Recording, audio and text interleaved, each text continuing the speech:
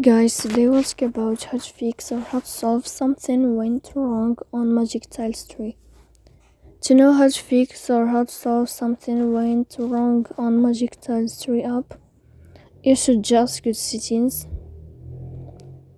Here you can click on apps, default apps, app settings. Then you will enter to the window of Magic Tiles 3. After that you can click on first stop and you can click OK. Here we'll enter to the window of storage.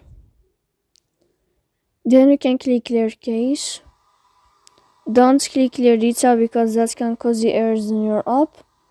In the end, you can turn on your airplane mode and you can turn off your airplane mode again. So please don't forget to support us by like and subscribe.